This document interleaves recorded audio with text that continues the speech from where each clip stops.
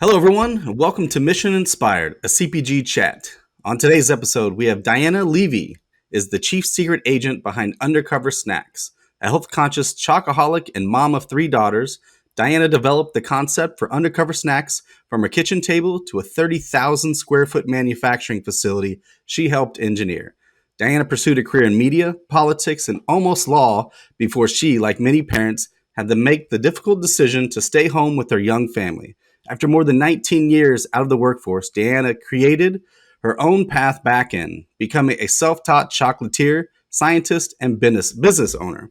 Undercover Snacks combines two of Diana's greatest passion, premium chocolate and accessibility for allergen and gluten-free families. After two of Diana's daughters were diagnosed with celiac disease, the company formally launched in 2017, scaling rapidly from neighborhood stores to regional whole food markets to over 15,000 plus retailers nationwide and across the globe. She has innovated every step of the way, including sourcing custom designed, state of the art factory equipment that can handle Undercover's 50-50 blend of chocolate and crispy quinoa, a first of its kind. Diana runs the manufacturing facility and sales operations from Undercover HQ and production facility located in East Hanover, New Jersey. Ladies and gentlemen, welcome Diana Levy. Hi, Diana, Rusty. welcome to the show. Hi, thank you. Nice talking to you. How are you? Pleasure to meet you. That is the resume right there. Welcome to the. That is awesome. You have a lot to share, I imagine. Yep, working very hard. As you know, as an entrepreneur, kind of working 24/7. It seems like, or more than that, if that were physically possible. We'd love to learn more about your story. We got a little bit in the brief synopsis, but undercover and chocolate and quinoa, you definitely have my wife's attention. So I'm excited to share more about this with her. But we'd love to learn a little bit more. Like, how'd you get here? And what was kind of the aha moment that you decided, all right, here we are? And then where did undercover come from? Well, I always wanted to be an entrepreneur. I always wanted to have my own business, and I would drive my kids as they were growing up completely up the wall and come up with one idea after another to the point that they discarded me at all times. And then I started mixing everything I could find with chocolate. And while they would not pay any attention to me, their friends were all really, really excited to come over after school and they would try everything. So the only real focus group I had were my kids' friends, who at that point were teenagers. And I tried, a couple of different business ideas that I almost launched. And then I decided to focus on chocolate because my husband had been in the food space, in the finance end of the food space for many years. And I came up with this product after working on spreadsheets to try to come up with a certain protein, fiber, nutrient ratio, and just mixing and mixing things every day. Came up with this product, and the only people who had ever tasted it before somebody at Whole Foods were my husband and I think my sister, and my kids didn't even try it at that point. And then we got in one store in Newark, New Jersey in March 2017, and then it sold really well. Got launched throughout the Northeast within a couple of hours on the shelf, and have grown since that time until now to about 15,000 stores. Actually, I went from stirring the ingredients by myself in a kitchen on the weekends. I scaled immediately from that to a full-fledged factory, within a very short period of time, and we now manufacture and have products in Costco, on United Airlines, and in stores Wow. around the world. I mean, that's an amazing trajectory from concept to fruition to, you always hear about it in the kombucha world of, oh, I was making this in my bathtub and all of a sudden I'm in Whole Foods. So it's always amazing to hear that story and just how hard it is. And to get to that one Whole Food story and here you are 15,000 plus stores later and Yeah, I mean, it all wasn't kinds of, easy. Yeah, oh, I bet not. as you know, like it's one thing to Absolutely. say it, but I mean, it's hard work. Every step of the way is huge risk and hard work. What were some of those early days like? I remember, when we started, it was one-on-one sampling, and it was when we first had our flavors coming from the flavor house. We would go to happy hour, and that was our our our focus group, and we have no idea what we needed to know from people. So I'm curious, what was it like, when you first got into Whole Foods, and how did you find out that consumers, this was like something that the market wanted and consumers are really excited about? Right. I had no idea initially. I was, my husband encouraged me to put it in real packaging. I wasn't even going to do that. I was just going to get a brown bag and put a label on it. And he's like, no, you have an, you have a chance here. Have an at bat. Just try it. And so I did the packaging, messed up the packaging the first round, did the packaging again, showed it to one woman at Whole Foods who said, that's great, but you got to do packaging again. You can't have this word on it in this place. So third round of packaging, and now I was in one store in Whole Foods, in literally one store after 3 rounds of packaging. And as you know, I had a professional graphic artist lay everything out, but it was pretty much taking what I said to do and putting it on the package.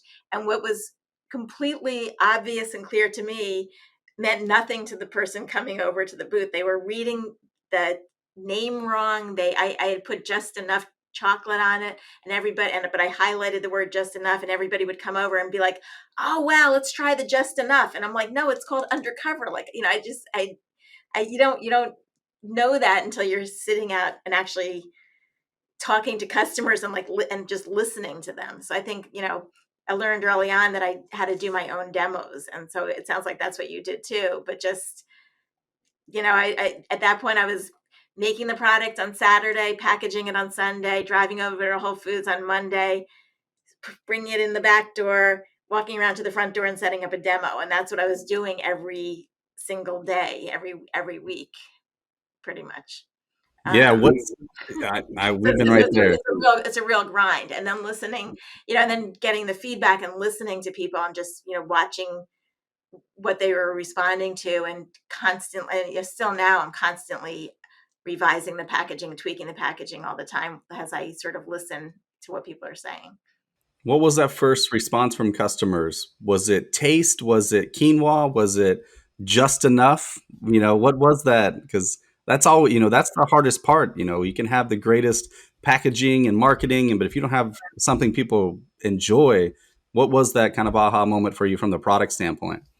I think it's for our product, it's about texture. It's just really crispy. It's, now we're saying crazy crispy, wildly crunchy, and the unexpected, you know, satisfaction from something that's called quinoa that's often perceived to be mushy, and then people can't believe it when it's delicious like this, when it's crispy, crunchy. Eventually, I started listening to people constantly referring to it as something that tasted like a Nestle Crunch Bar or a Rice Krispie treat. I obviously can't put that on the packaging, but trying to convey that that's kind of the experience without putting it on the packaging is what I'm trying to do ultimately. Absolutely. But that it's a better for you, cleaner, healthier, version of that with fewer calories, less sugar, and just better because we're using quinoa instead of rice. Nice. I like to pivot a little bit back into more of what you did before Undercover. In your bio, it's media and politics. You almost went into law. A lot of those strike a chord with me because I did basically the same thing. And nowadays it's like, oh, what did you go to college for? And now we are selling quinoa cookies and selling water. It's like, why did we? So what were those days like? What was it about those avenues that got you to here and have really helped you in your entrepreneur discovery? Sure. Well, I majored, many, many years ago. I'm sure I'm much older than you, but I majored in history, which really helped me a huge amount with this business. So I majored in history, which was pretty close to useless, and graduated from college, started working. I couldn't figure out what I wanted to do. I worked in, news in, for television news stations for a while, worked in public relations, did a little bit the like political public relations, and then I started trading options on the Chicago Board Options Exchange for a little while, which was among the more ridiculous things that I did. And then decided I really wanted to go to law school. So I started law school when I was pregnant with my first daughter, which wasn't really an ideal time to start law school. And then my husband had to move, and by the time I sort of was in my, go, going into what would have been my third year of law school, I had three babies. I had a 3-year-old and newborn twins, and I threw up my hands. I said, "Forget it." I gave it my best effort, and I just there was I didn't work after that until I started this business. And but I always wanted to have my own business. I just didn't have the right product, the right idea. I didn't know what to do. And so by the time my two younger ones were about 15, 16, when they were kind of self-sufficient, then I was able to focus on coming up with a business again. That's Um, awesome. but really, at the end of the day, and I'm sure you have found this too, every single one of those experiences, with the exception of my major in history, probably helped me with what I'm doing today. Yeah, So especially the PR. I mean, that's a big part of this. yeah, It's again, you got to sell yourself, and to whether it's a buyer or a customer. And a lot of times they're buying you first, right? And then the product is second. So so that's what did you do that was similar to that? yeah. So I went to college for pre-law. I'm not clearly not using that today. And then had aspirations in politics. But then I kind of tripped and fell into the world of marketing with some big names like Nike and Corona. And then my wife and I started a marketing agency. So we've always been on the consumer experience We've been side. on the community, so this sort of makes more sense to you. I mean, Yeah. people are like, how did Uh, you end up doing this? Yeah, that's pretty much it. You trip and fall into it, and then Tom, a buddy of mine, he said, "Hey, I figured I'd way to infuse fiber into water," and I always joke like, "Oh, have fun with that." He's like, "No, I could use some help." It's like, "All right, let's figure this thing out." So here we are, Oh, that's 5 years later, and got a podcast and all this stuff. So just different times. You got to figure out how to get your product and your name and your business out in front of people, and the best part is for me, it's such an amazing community, the CPG community. We're so willing to not only share each other's stories, but help each other out. Unlike right. any other industry that I've been a part of, it's such, living in New York and LA and it's, or not, Denver, it's like such a cutthroat world. But here it's like, how can I help you? It's just, It's just oh, it's you nice need a people. broker? You need, yeah. It's nice people. You're at trade shows all the time where everybody's eating and drinking, and so people are happy. And yeah, no, it's a great industry. I mean, I tell my kids that all the time because I managed to career hop to a million different industries, and there's nothing like this. It's just fun. Yeah. What do the kids think about Undercover and everything that goes into it? Are they now a part of it in some way, or at least have they at least taken a pallet off a truck or something? So are they what influence have they made on the brand? Because I've got two boys, and literally before you came on, I've got a screen here to my left, and my youngest 2-year-old, he's like, I don't like that, to be honest. And it's part of the refresh of our packaging. And I'm like, all right, well, let's draw honest. 2-year-old, get out of here. Right, exactly. I mean, initially they paid no attention to me. Then they were sort of horrified, then they couldn't believe I was talking to their friends and they found it annoying.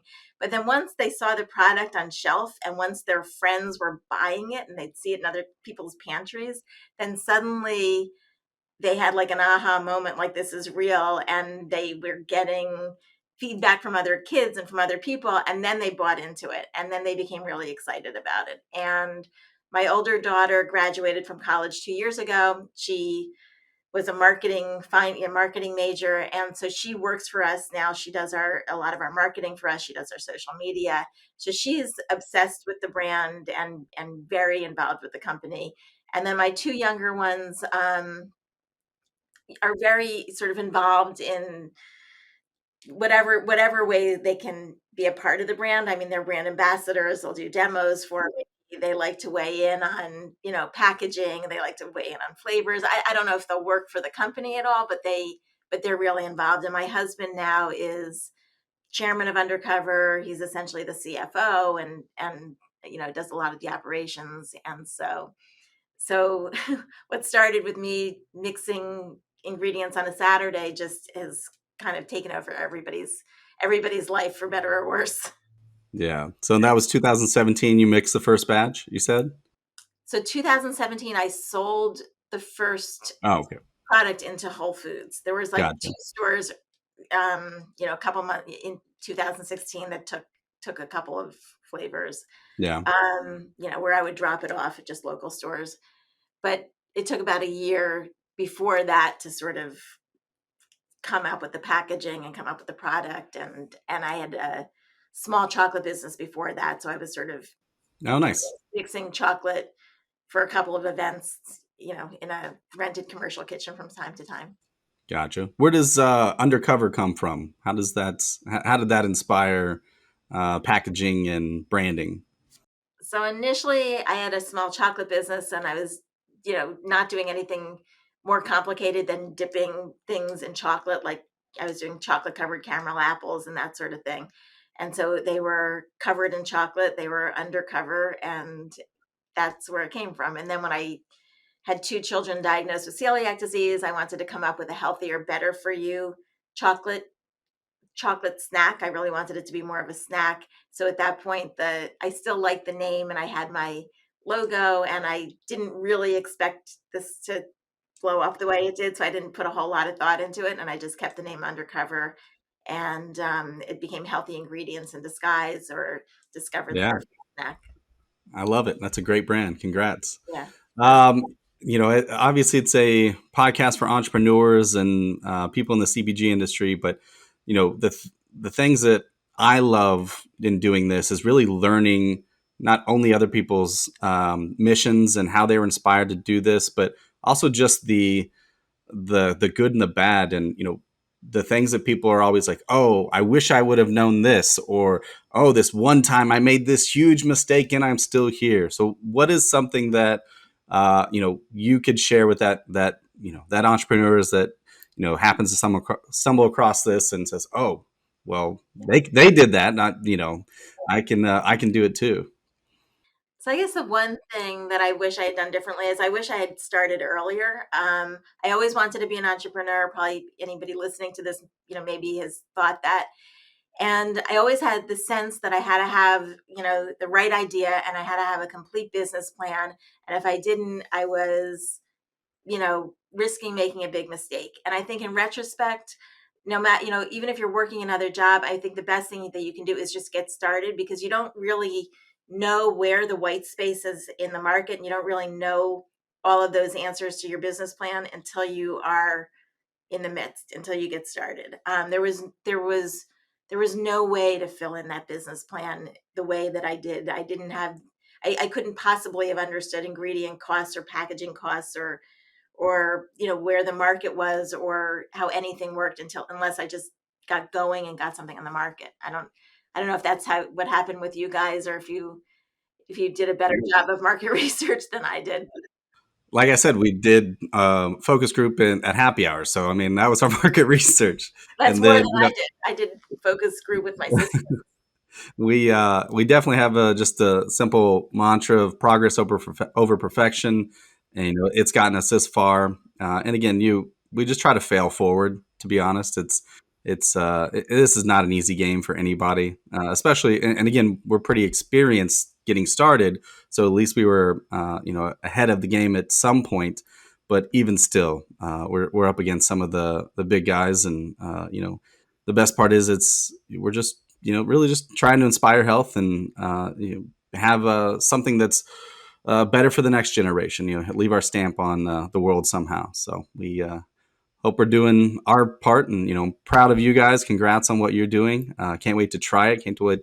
I know my wife is gonna enjoy it. But Yeah, we'll send you um, some samples. yeah, absolutely. Same here. Where can our guests find you and reach out to you if they have any questions or want to learn more about Undercover?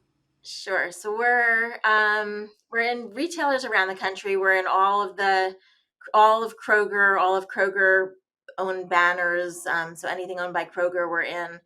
We're in a lot of CVS stores. We're going into about 1,300 more stores in a couple of weeks. We're enterprise wide in Rite Aid. We're in several regions of Whole Foods.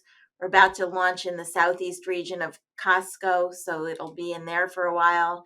really, really great value on the Costco bags of our products. And then we're in a lot of grocery around the country. We're either in the Better for You snack set, or else or in the Better for You confection set, depending on the retailer. A lot of food service. We're in some of the snack boxes on United Airlines. So there's sort of all different possibilities. Very nice. And so mostly retail, any e-com, any Um, Amazon? yes, good point. And ecom, we have our website, which is undercoversnacks.com, and we're on Amazon, and um, that's really the crux of our ecom business. Amazing. So Well, Diana, it was a pleasure meeting you. Thank you thank so you. much. From the first quinoa cookie undercover dipped in chocolate in your kitchen to, now a family business, and you over 30,000 square feet behind you in production facility. So kudos. So exciting. Can't wait to see what's next for Undercover. Thanks for again for jumping on the second episode of Mission Inspired. Hopefully we can get to number 200 and we'll have you back on here. So Awesome. Well, best of thank you luck. so much. Best of luck to you too. And where do I find Hello Water? Where can I? Yeah. Like I said, this is Mission Inspired, a CBG chat. My name is Rusty Jones, co-founder of Hello Water, and you can find Hello Water on hellowater.com, amazon.com, and on our website on our locator. Again, thank you so much for joining us today, and best of luck.